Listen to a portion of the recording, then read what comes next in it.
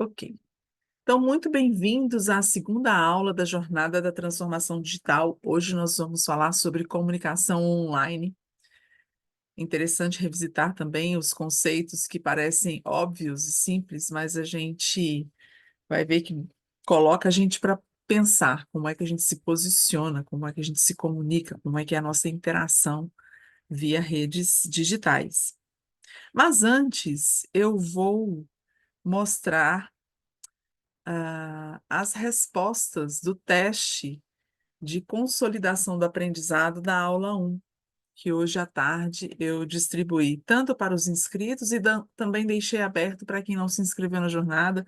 Coloquei o link à disposição das pessoas, porque eu acho que ajuda também, né? Mesmo quem não se inscreveu, de repente está ali revisitando conceitos, é algo que sempre coopera com o aprendizado. Então, eu vou compartilhar a tela do teste. Olha para vocês verem que interessante.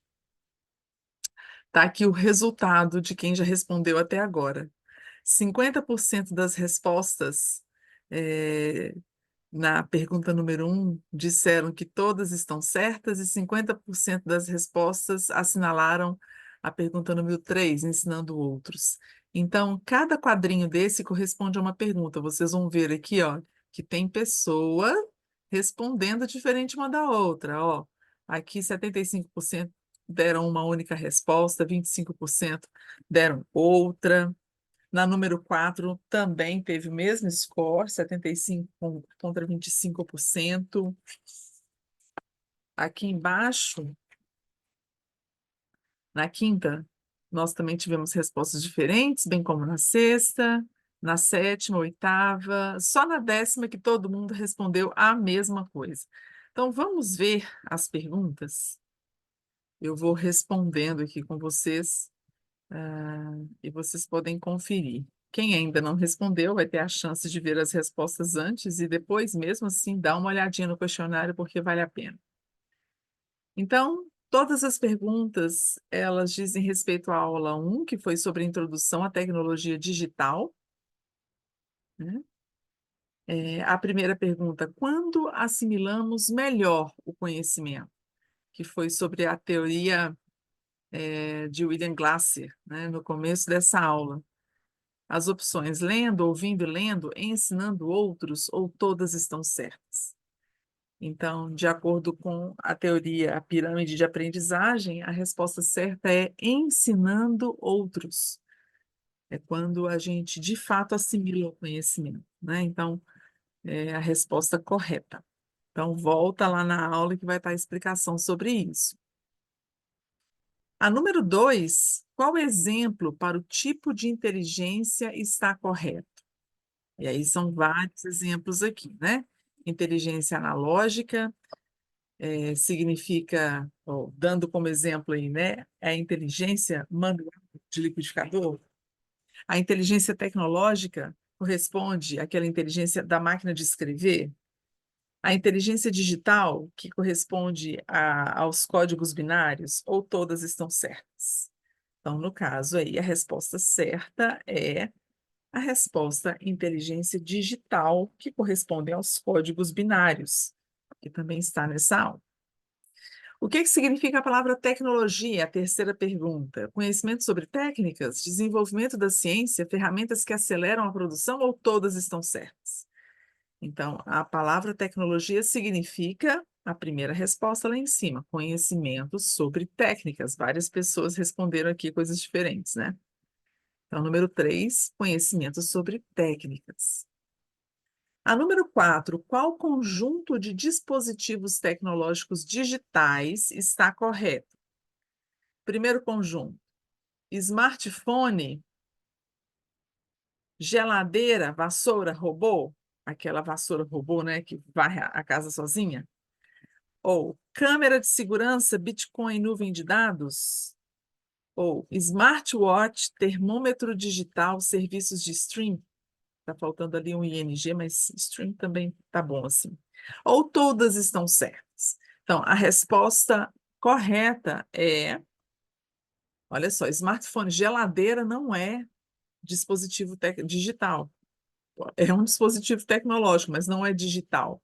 Lembrando do conceito de digital, aquele que passa dados, né, digitalizados como códigos binários, informações binárias. Vassoura robô, por mais que seja tecnológica, ela não é digital. Então, não é esse conjunto. Câmera de segurança Bitcoin nuvem de dados, sim. Câmera de segurança passa dados digitais para uma internet, para uma central. Bitcoin, que são as moedas criptografadas, as criptomoedas, né? É, e a nuvem de dados, que é a tecnologia em nuvem. Então, é essa resposta aqui, né? Smartwatch, termômetro de smartwatch é um dispositivo tecnológico digital, mas termômetro digital não, né? Serviços de streaming também, mas como tem termômetro digital, é que inviabiliza essa resposta. Então, a resposta correta é a segunda questão aqui, né? A segunda bolinha. Câmera de segurança, Bitcoin e nuvem de dados, representando aí o conjunto correto de dispositivos digitais. A número 5. Quais são os tipos? Deixa eu só conectar o meu mouse aqui. Quais são os tipos de navegadores ou browsers? Firefox, Google Chrome, Safari ou todos? A resposta aqui é todos. Todos esses. Firefox, Google Chrome e Safari são browsers ou navegadores, tipos de navegadores. Está no final da aula 1, né? Quais os tipos de motores de buscas? Aqui tá, tem que corrigir, né? Quais os tipos de motores de buscas? Google, Bing, Yandex ou todos? Também todos esses são motores de busca. A número 7, qual afirmativa está correta? Um navegador é a mesma coisa que um browser. Um motor de busca opera dentro de um navegador. Navegador é uma coisa, motor de busca é outra. Todas essas afirmativas estão corretas. Um navegador é a mesma coisa que browser, o motor de busca opera dentro de um navegador, e o navegador é uma coisa e motor de busca é outra. Todas essas coisas aqui estão corretas. Qual ícone representa atualizar página? Quando a gente quer que a página feche e abre de novo para ver se mudou alguma informação, né? Por exemplo. Então, qual é o ícone que representa quando eu preciso de atualizar uma página?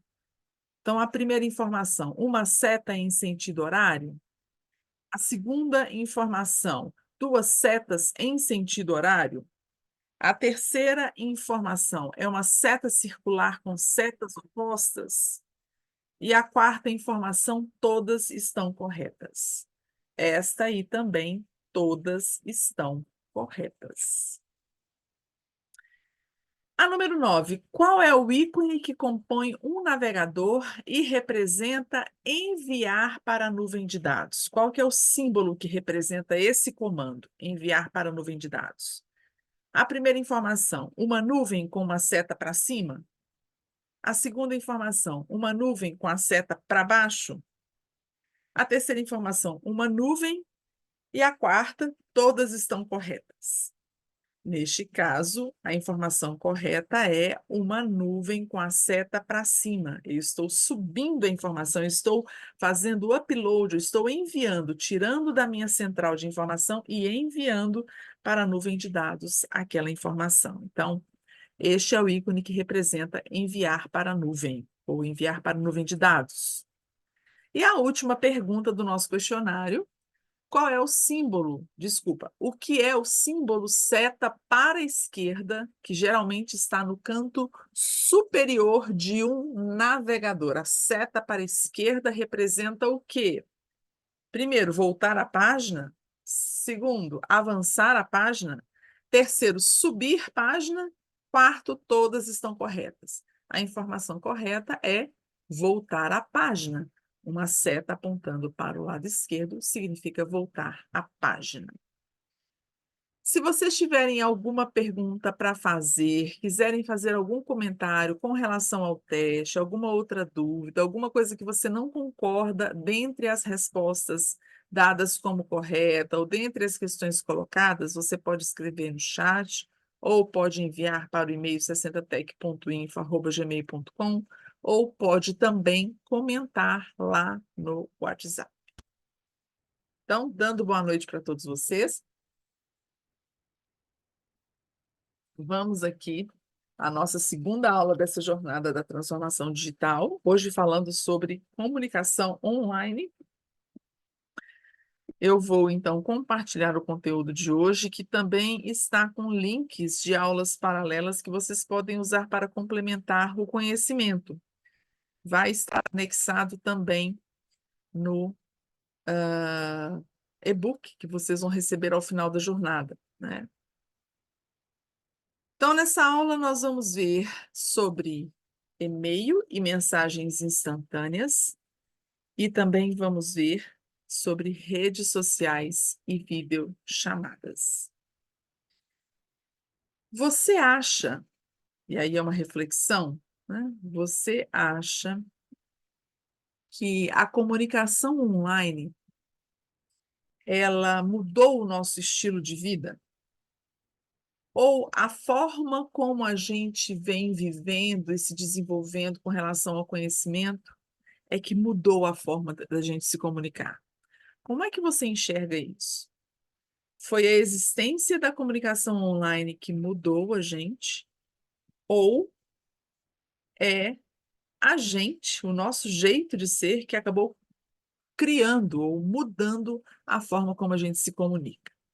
Então, é uma coisa importante para a gente pensar no sentido de encontrarmos o nosso protagonismo, a nossa participação, a nossa contribuição em tempos de comunicação digital.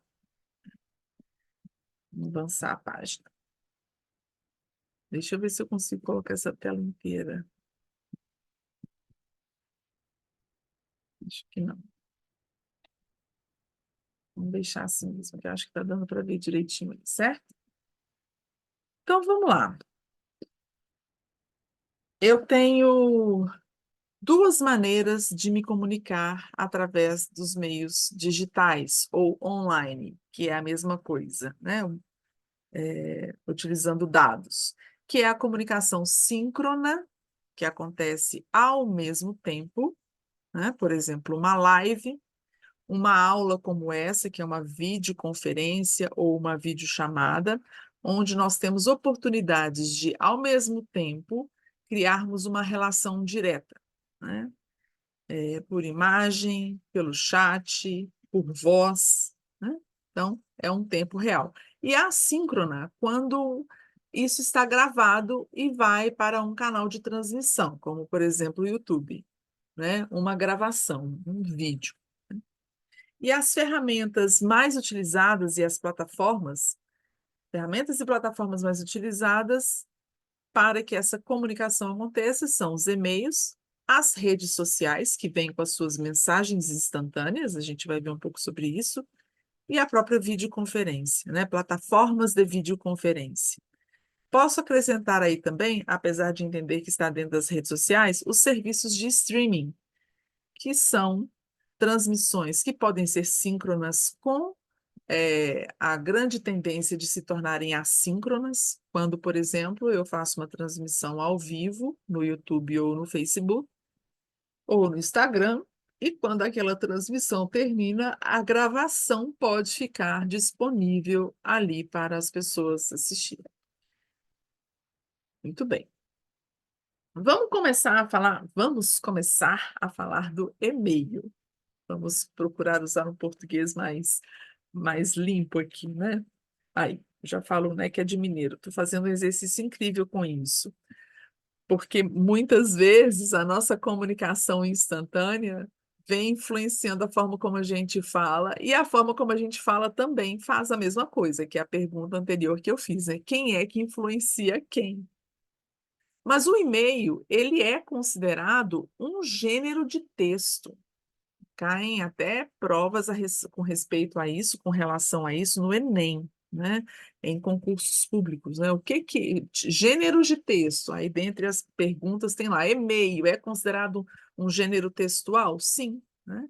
Existem características próprias para um gênero textual, e o e-mail ele apresenta características próprias e regras de escrita, né? É uma das formas mais utilizadas para se comunicar formalmente nos dias atuais, pois é uma forma de documentar a comunicação, né? Por que que o e-mail ele é mais demorado do que, por exemplo, o WhatsApp? A gente vai entender, né? Porque o e-mail, a comunicação por ele documenta e em muitas relações de trabalho são considerados verdadeiros arquivos ali de provas, né? Ou documentos mesmo que corroboram as relações, os contratos, enfim. Então, é um meio mais utilizado hoje, né, para fazer aí as comunicações formais, né? É considerado o substituto da carta, aqueles amantes de carta, não adianta, a gente vai ter que aceitar isso. Realmente o e-mail acabou com esse estilo, né, de nos comunicarmos que é tão saudável a prática da escrita, né? A gente sabe que desenhar a letra à mão, ela fortalece os neurônios, porque para cada letra eu tenho um formato e faz uma via diferente de estímulo dentro do meu cérebro. E quando eu estou digitando, o comando para o cérebro é único. Então, existem neurocientistas que explicam isso como uma forma da gente ser criativo e manter as nossas escritas à mão, principalmente depois dos 60, viu, pessoal?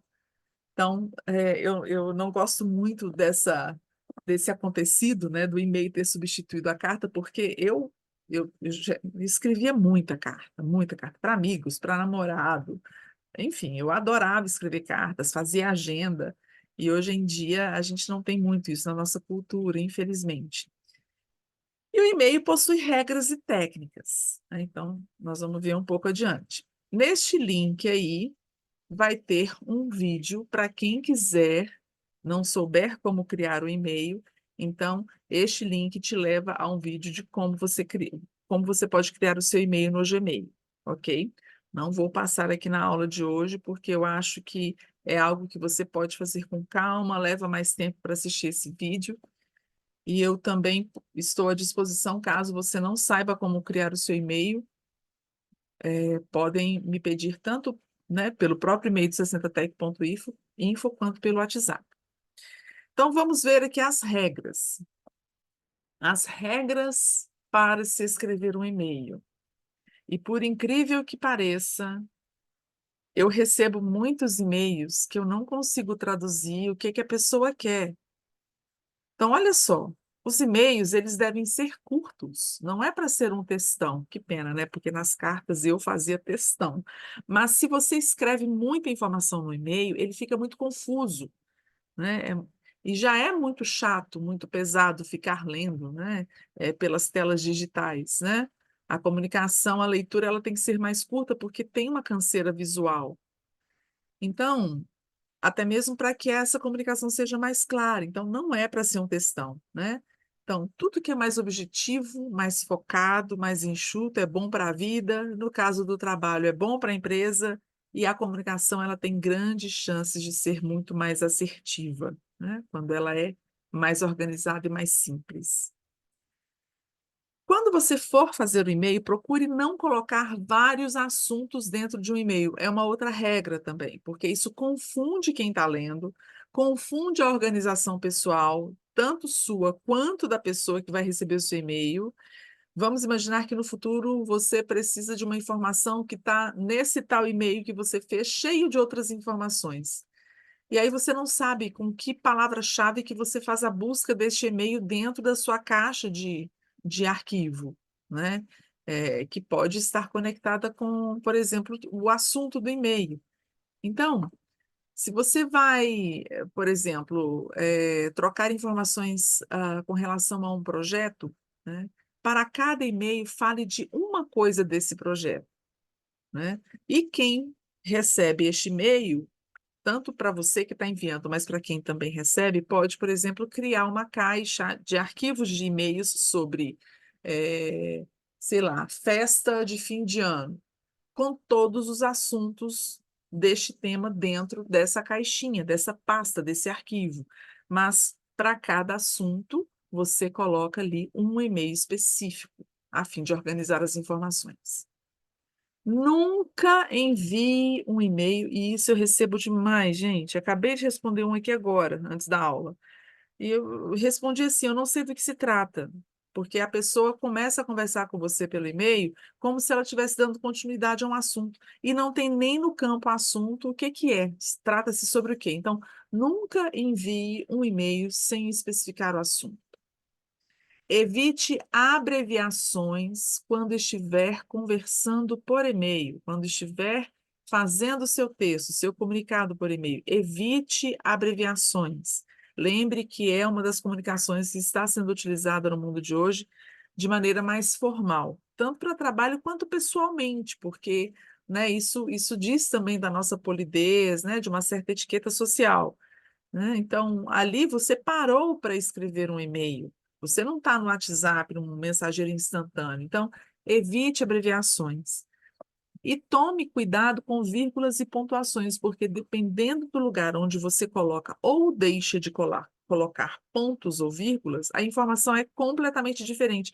E aí perde tempo você de enviar o e-mail e perde tempo da pessoa que vai receber, que pode interpretar algo completamente diferente ou nem conseguir interpretar. Então, por exemplo, não, irei, né? Então, entende-se que a pessoa está respondendo alguma coisa antes como não e em seguida afirmando que vai, irei. Mas se a pessoa não coloca vírgula, fica não irei, ou seja, ela está afirmando que ela não vai, né? Então, uma vírgula, um ponto, no lugar que não existe ou deixando de existir, pode mudar completamente o sentido da sua comunicação. Então, muita atenção a isso. Uma coisa a se observar com relação aos e-mails são os erros. Então, nós temos os erros de formatação, né? Por exemplo, eu não escrevo bom dia com B maiúsculo e D maiúsculo, né? Não é uma marca, não é um nome próprio. Então, é bom dia, né? Que se estiver ali no começo da frase, o B normal, letra maiúscula. Então, assim como em outras palavras, né? Ou até mesmo quando você quer falar um nome próprio e não coloca esse nome próprio com a inicial maiúscula. É um erro de formatação. Então, muito cuidado com isso, porque a forma como você escreve o seu e-mail é uma espécie de cartão de visita, sim, da sua inteligência, do seu conhecimento, do seu, né, da sua forma de se conectar socialmente. Outro erro, que é o erro de digitação, né? Então, olha só, por favor, envie suas dívidas. É um erro de digitação. Não fica engraçado? No caso, seriam dúvidas, né? Por favor, envie suas dúvidas. A pessoa errou aí, colocou dívidas, e isso, às vezes, dependendo, para quem você esteja enviando o e-mail, fica muito, muito chato, né?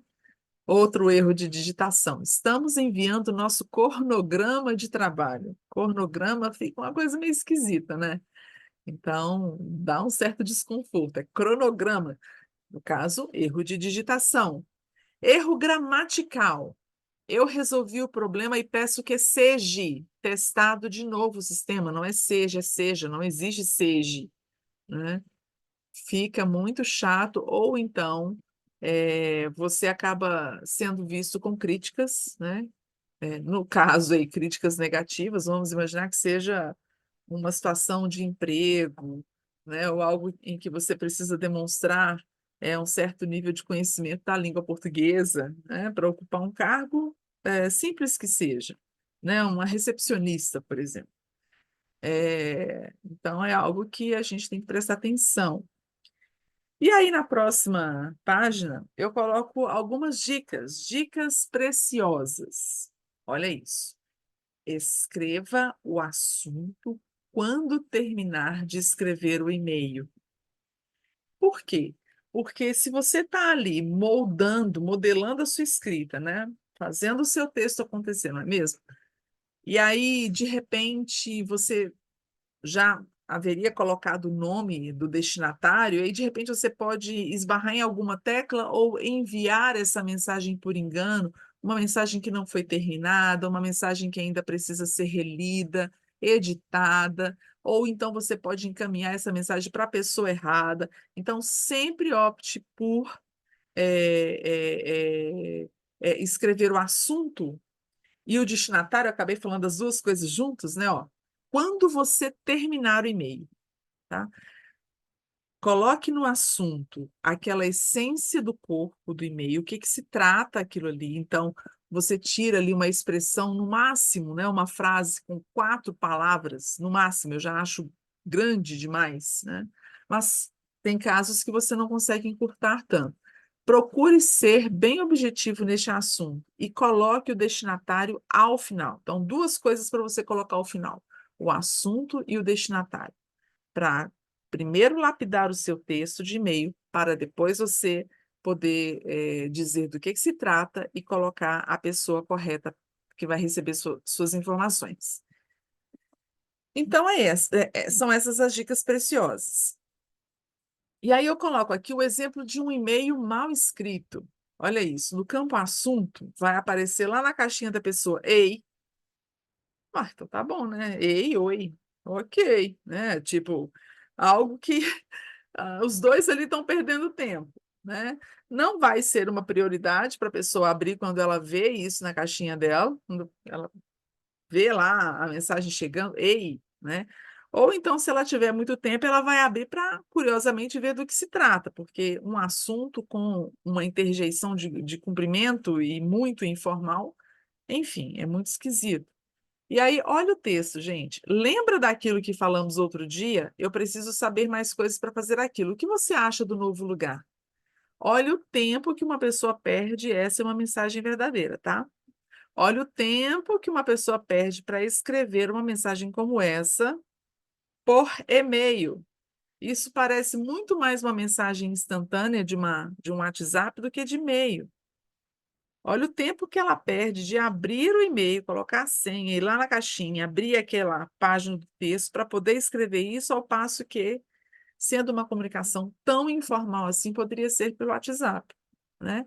Sem dizer que o próprio texto está mal escrito, porque depois de um tempo a gente não introduz uma conversa, lembra daquilo tão de forma subjetiva que falamos outro dia, né? Então, especifique mais, conte mais, conte sobre qual dia foi esse, que momento que foi esse, né? Coloque aí uma característica do assunto, para a comunicação não ficar tão perdida assim.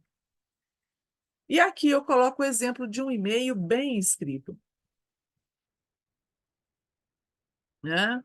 Tá lá no campo assunto, vai chegar lá na caixinha da pessoa, novo local para o seminário. Agora, percebam que ali tem o re, né? Assunto, 2 pontos. Re, de resposta, que é a abreviação de resposta, 2 pontos. Novo local para o seminário. O que significa que este e-mail é um e-mail de resposta a quem escreveu, né? Que, no caso aí, quem escreveu foi quem colocou o título Novo Local para o Seminário. E aí a pessoa dando resposta para ele, esse RE aparece automaticamente nos servidores de e-mail, né? Nos serviços de e-mail. E aí vamos ao texto, tá? Assim, bom dia, Eduardo. Ou seja, eu já sei que se trata do novo local para o seminário, deste assunto. Bom dia, Eduardo. Em relação ao que falamos ontem sobre a mudança do lugar para o seminário de 30 de agosto. Bom, você poderia dizer-me, por favor, o nome e o endereço do local? E você acha que o espaço é adequado para 500 pessoas? Então, olha só, completamente diferente desse aqui. Ei, lembra daquilo que falamos outro dia? Eu preciso saber mais coisas para fazer aquilo. O que você acha do novo lugar? Né? Então, tá aqui um e-mail bem escrito, especificando, dando uma orientação para quem está recebendo sobre qual é o tema, qual que é ali dentro do tema a questão específica, a informação específica, para que essa comunicação flua. Então, vai escrever o e-mail, passa com tempo, para você poder reler, ouvir você mesmo, o que você está dizendo ali, para ver se você mesmo entende aquilo, tentando se colocar no lugar do outro que vai receber aquela informação, né. Então, de forma mais enxuta, mas com todas as informações essenciais para uma boa comunicação, né. Revisando os erros gramaticais, se tiver dúvida, você pode perguntar no chat GPT, pode perguntar no Copilot do Bing ou agora no Gemini, que são as inteligências artificiais que estão aí a nosso favor, né. Aliás, nós vamos ter uma aula sobre essas inteligências artificiais, eu vou dar um jeito de colocar em algum lugar da jornada. Eu não me lembro se saiu o tópico delas, mas com certeza elas vão entrar. Então coloque ali numa inteligência artificial que te ajude a corrigir, né, algum erro gramatical, de ortografia, enfim, né. Se você tiver muita dúvida, você pode ler para alguém: "Olha aqui, fulano, veja se esse e-mail que eu escrevi está bom", né, e faça isso. Pois bem, então agora a gente vai falar sobre as mensagens instantâneas. Olha que interessante, a mensagem instantânea também é um gênero de texto, né, assim como o e-mail, né. Os 2 são gêneros textuais digitais, né. A mensagem instantânea, então, tem uma característica muito própria, né, o próprio nome já fala, ela é instantânea. Então é uma mensagem, é uma escrita, é uma linguagem que nasceu para ser muito rápida. Por isso as abreviações, por isso os símbolos que encurtam aí, esse tempo de escrita, tentando aproximar, a pessoa do sentido e até mesmo do sentimento ou emoção daquela informação de forma mais rápida, né. E sempre vai ser produzido entre dispositivos digitais. Mensagens instantâneas produzidas entre dispositivos digitais. Os exemplos dos aplicativos que nós bem conhecemos, o WhatsApp, né, o Messenger, que é o mensageiro instantâneo do Facebook, o Telegram, que concorre aí bastante com o WhatsApp, o direct do Instagram e os chats em geral, né, do YouTube, de qualquer plataforma aqui, do Zoom, por exemplo, né, então a gente pode utilizar nesse sentido, eh como mensageiros instantâneos.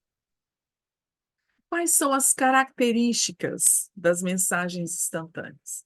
Elas acontecem em tempo real, né, elas são recebidas e enviadas instantaneamente, a conversa está ali, está no calor da conversa, né. É claro que eu posso responder depois, mas ela tem essa função que a caracteriza bastante, que são dessas conversas em tempo real, né.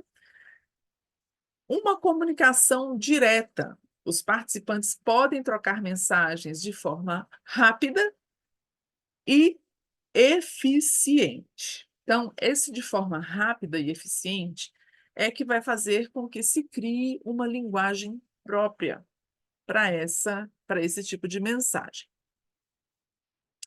E aí a gente fala sobre o tipo de texto, né. Então nós temos 3 grandes conjuntos de tipos de texto. A gente tem o chat pessoal, o chat profissional e os grupos. No chat pessoal, nós temos conversas bem informais entre amigos e familiares. No chat profissional, comunicação no ambiente de trabalho. E nos grupos, nós temos discussões em grupos com múltiplos participantes, né.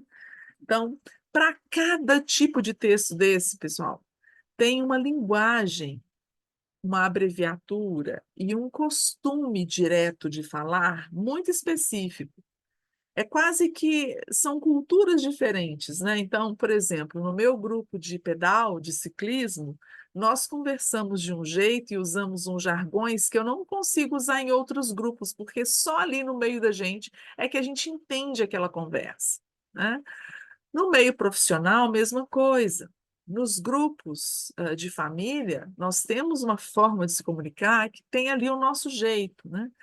Então, é bem interessante a gente observar isso. que, de fato, a resistência que há bem pouco tempo, até hoje, né, muitos de nós temos com essa mudança do português, mudança da língua, é porque, na verdade, nós estamos abrindo uma outra linguagem, não é que vai substituir o português ou as outras línguas. Hoje eu já fico mais tranquila com relação a isso, mas nós abrimos um outro tipo de comunicação na nossa existência, não é? E aí, vamos falar especificamente dos elementos de linguagem dessas mensagens instantâneas, né? Então, a característica principal delas, as abreviações aparecem demais, os símbolos, os emojis aparecem demais, como forma de encurtar a palavra, né? É essa a característica que dá, é este comportamento que dá a característica de instantâneo para esse tipo de mensagem, né?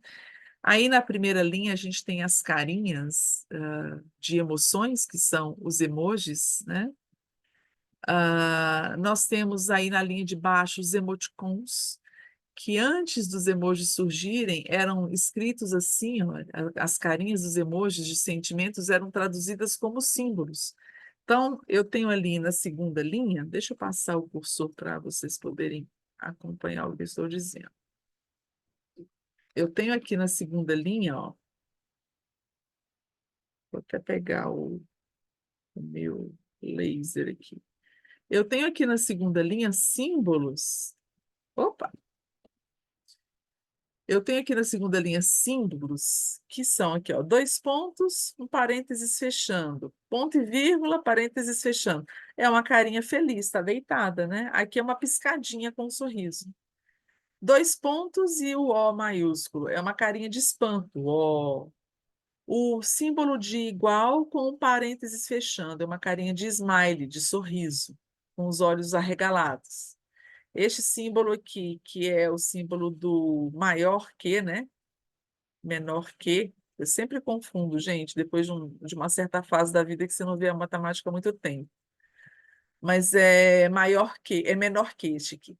O menor que e o 3 eles formam um coração na linguagem dos emoticons. Os dois olhinhos aqui fazendo, é, sendo feitos, né, pelos dois pontos, e o asterisco aqui acima é aquela carinha de beijinho. Então, esse asterisco aqui costuma ser o símbolo de um beijo, quando você finaliza uma mensagem e coloca só um asterisco embaixo. Assim como as abreviações, RSRS, risos. A pessoa está rindo assim, né? VDD, verdade. FDS, fim de semana. Cadê você? A própria sonoridade das letras já fala, né? Cadê você? Além disso, também existe uma forma que a gente acaba criando nos nossos grupos de conversar. Então, por exemplo, arrasou, fechou, né? Bora. Então, tudo aí é a cultura das mensagens instantâneas. Passando para frente, deixa eu ver, eu trago uma reflexão. Opa! A reflexão, ela diz respeito a esse nosso entendimento de por que a gente criou as mensagens instantâneas. Qual que é a importância delas na comunicação atual, né? E quais que são os prós e quais que são os contras neste tipo de comunicação? Economiza tempo? Sim, a gente fala de forma mais rápida com as pessoas, economiza tempo. Mas o custo-benefício disso, será que vale a pena nas relações? Ou será que é indiferente, né? É, Tem hora que eu me divirto muito com as mensagens instantâneas. Eu me divirto com a forma como a gente escreve, com as palavras que a gente inventa, me divirto mesmo. Acho engraçado a forma como a gente se comunica. Mas qual que é o fator positivo nisso, né? Será que a gente está acelerando demais a vida e encurtando demais outras coisas, né? Isso está sendo bom para a economia? Isso está sendo bom para a minha saúde social? Então, são reflexões que não são fechadas, assim, não existem respostas verdadeiras, mas são reflexões que têm que permear o nosso dia a dia para a gente manter o nosso controle, o nosso poder perante as ferramentas digitais, para entendermos qual que é o nosso posicionamento, né? Então, por que que a comunicação instantânea é tão utilizada no mundo atual?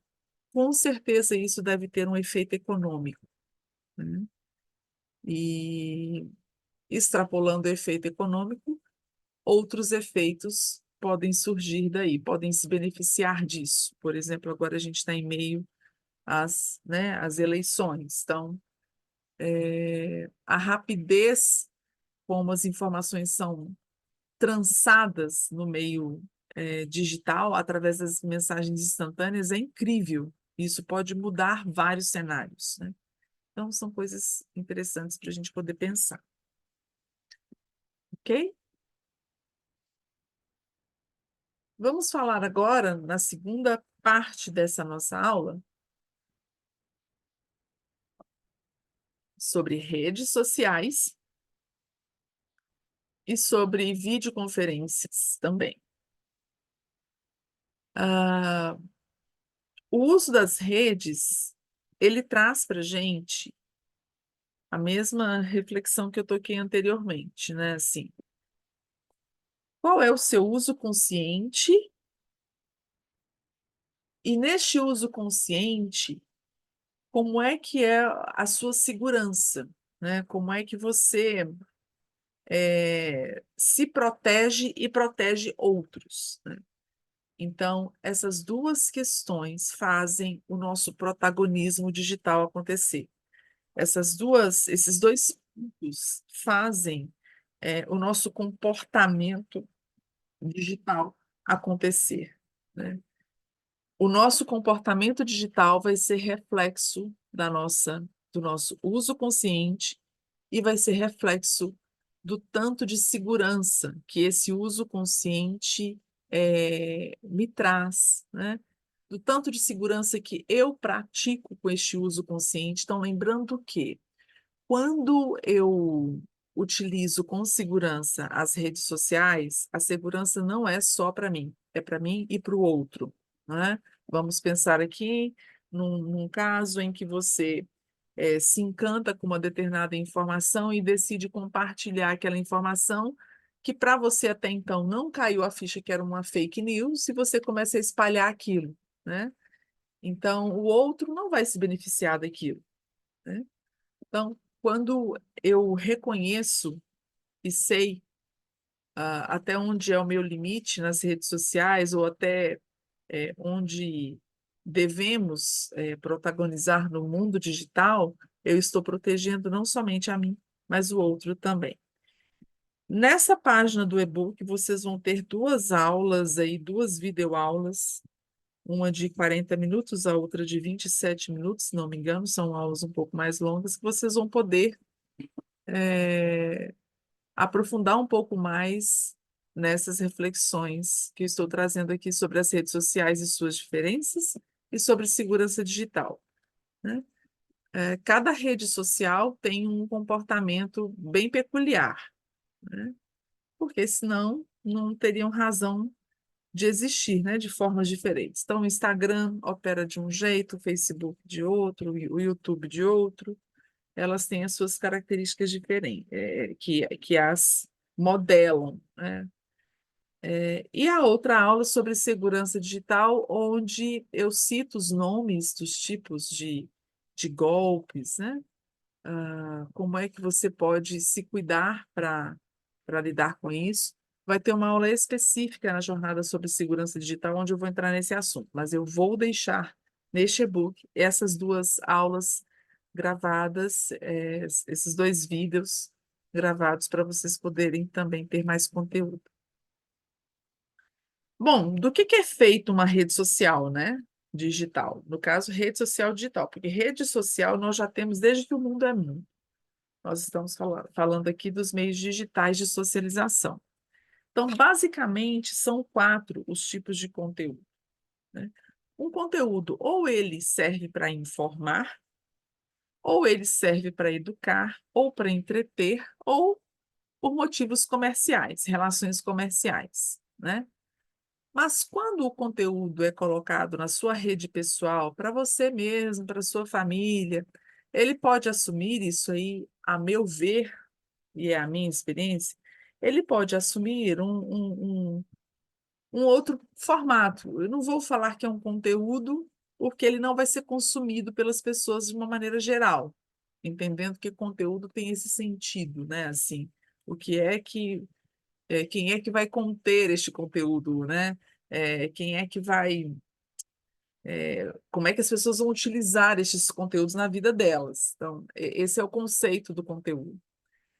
Porém, quando eu tenho um blog, uma página pessoal, eu posso utilizar as minhas redes sociais, assim como a ideia do Facebook, né? Um livro de registros ali das suas relações. É uma espécie de álbum digital, né? Tanto é que você tem a opção de manter a sua rede fechada, privada, apenas para contatos que você conhece, ou pública, né? Então, informações, educação, entretenimento e comércio são tipos de conteúdos, né? Se você quer produzir conteúdo, se você quer se tornar uma personalidade dentro dos meios digitais, fazendo alguma oferta, né, desenvolvendo algum serviço, muito provavelmente você vai estar criando conteúdo aí nessas 4 linhas, né? Lembrando que pode ser um serviço onde você seja remunerado, ou pode ser um serviço voluntário, né? Ou algo para realizar um sonho, né? Tenho vontade de deixar um legado deste meu conhecimento. Então, eu me disponibilizo para isso. Mas são esses os caminhos de você produzir conteúdos. E aí, eu faço uma reflexão, uma outra reflexão. Qual é a minha voz nas redes digitais, né? Qual é a sua voz nas redes digitais? Como é que você se comporta nas suas redes digitais? Para você tá bom assim, é isso que você quer? É assim que você quer utilizar suas redes digitais? Então, você vai configurar suas redes digitais de acordo com aquilo. Tem gente que é só perfil pessoal. Então, configura, bloqueia para visibilidade pública, né? Permitindo somente pessoas que você segue, que te sigam de volta, né? Você vai utilizar ali ferramentas específicas. Mas descubra qual que é o seu perfil de navegante? É um perfil pessoal ou é blogueiro, né? Você gosta de contar. O que que o blogueiro faz? Ele conta o dia a dia dele. E ali, aquilo ali vai dando muita visibilidade e marcas podem oferecer para utilizar o seu canal como espaço publicitário, você ser pago para isso, né? Ou não, né? Tem pessoas que têm blogs, mas não são blogueiras. Têm blogs, querem contar ali a sua vida, podem deixar as suas redes abertas, mas não investem em métodos de alcance, em métodos de engajamento, porque isso tudo tem um conhecimento, né? Como é que você maneja as redes sociais para ter mais seguidores, para monetizar melhor, enfim. Você é um empresário? Você é um educador? Ou é um influenciador? Ou um filantropo? Ou outro que eu não citei aqui? Qual é o seu perfil de navegante? Se você quiser compartilhar depois, né? Qual é o seu perfil de navegante? Sintam-se à vontade, vou adorar saber.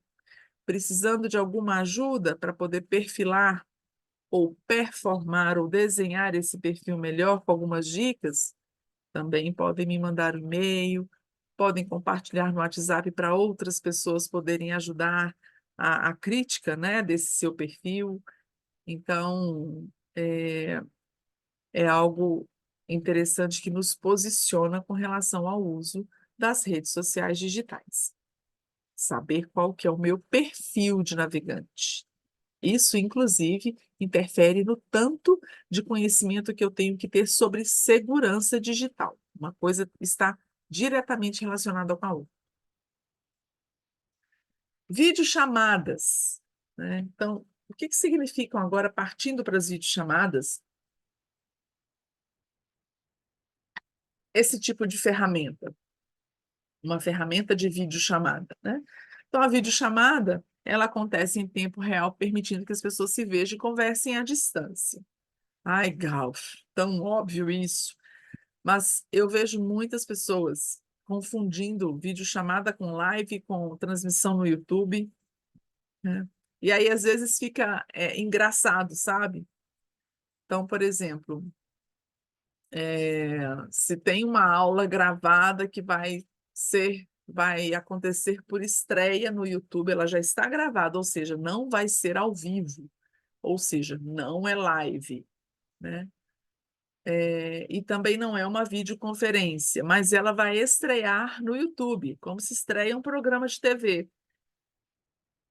Às vezes, as pessoas chamam aquilo de live, e é muito engraçado, porque você vê que a pessoa tem pouco conhecimento sobre o assunto tecnologia digital, então fica um pouco cômico, sabe?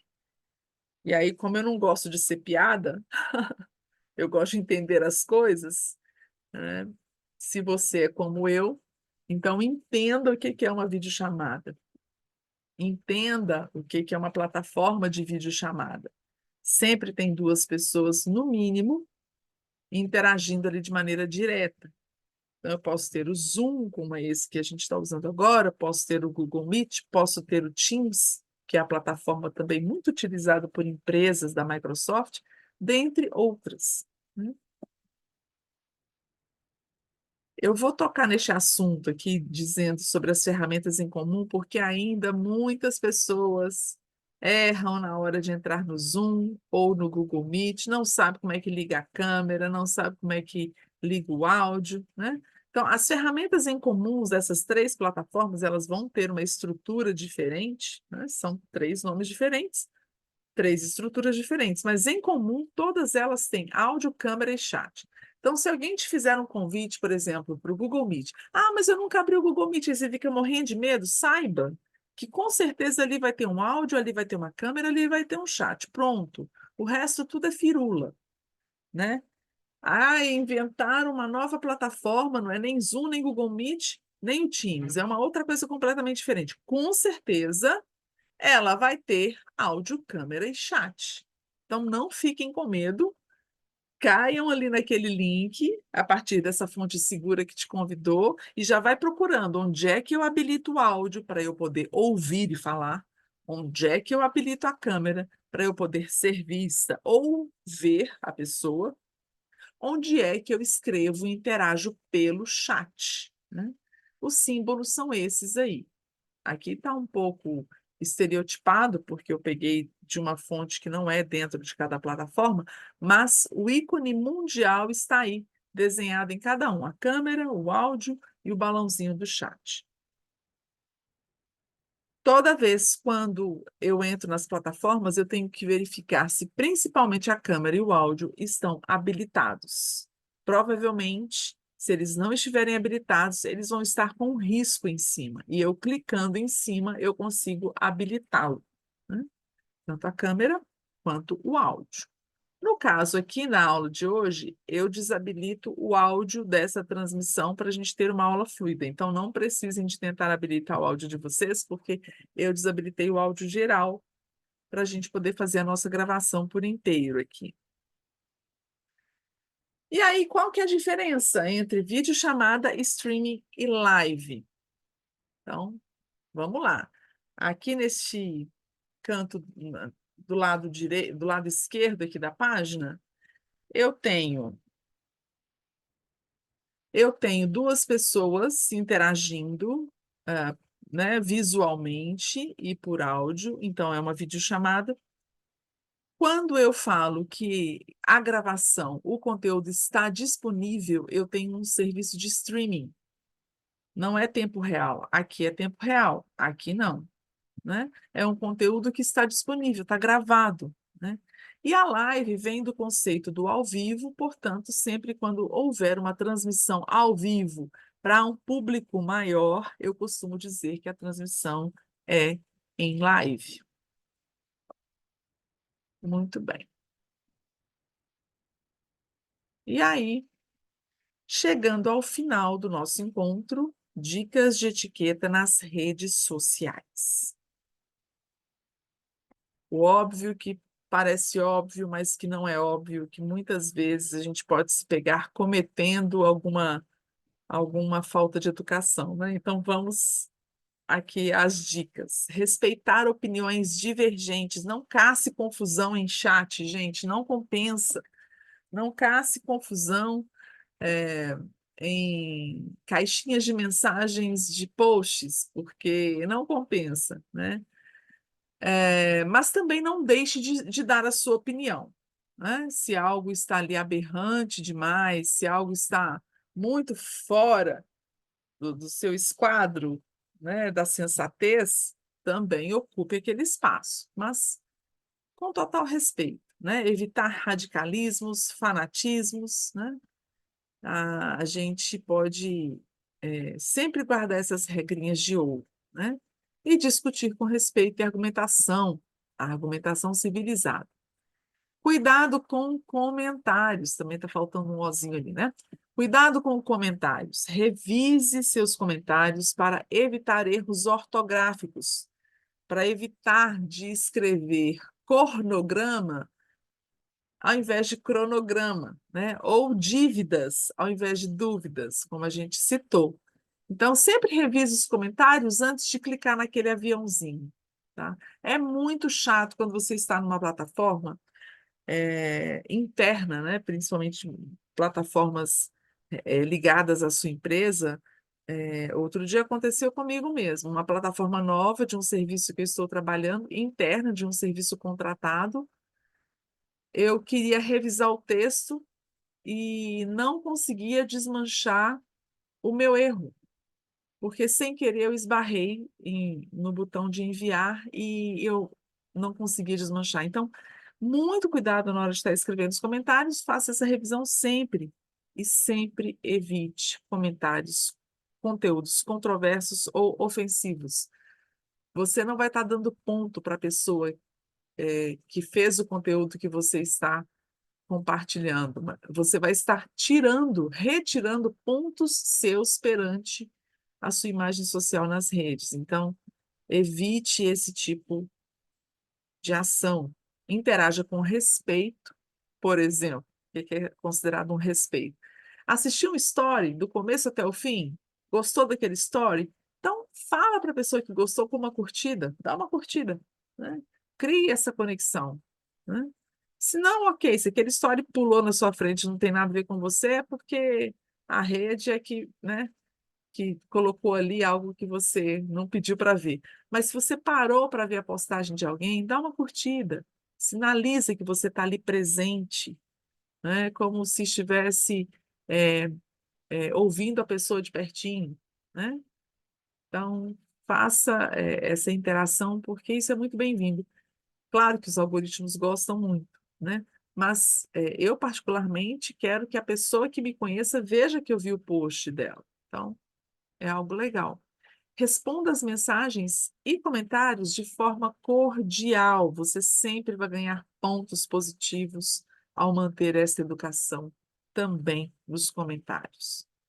Escolha amigos com cuidado, distribua seus contatos pelas redes sociais relevantes, não vá entrando e ficando todo aberto e vulnerável em todas as redes sociais que você vai encontrando pelo caminho, né? Porque existem várias, viu, pessoal?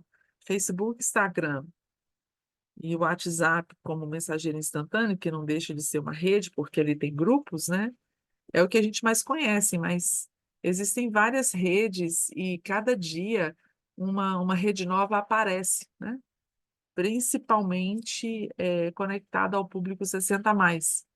Então,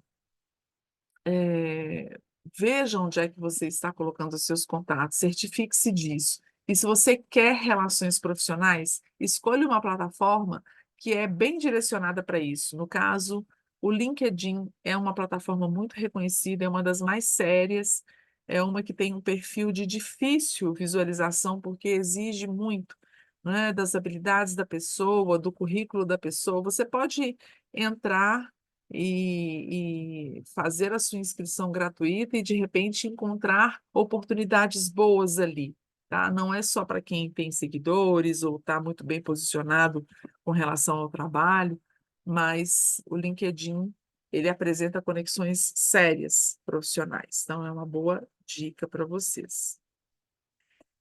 E chegando ao final dessa nossa aula de hoje, eu quero perguntar se você tem alguma outra dica de ouro para lidar com as redes sociais. Qual é a sua etiqueta? Qual é a sua dica de ouro para lidar com as redes sociais? Essa é a aula de hoje. Em breve, nós vamos ter o teste, né, de assimilação deste conteúdo. Vou enviar para vocês os links que eu vou adicionar a este e-book, né? Eu vou procurar enviar em separado, como eu fiz com os conteúdos da aula 1, e vou enviar a gravação dessa aula também durante a semana, em algum momento, para você poder revisar. Ok?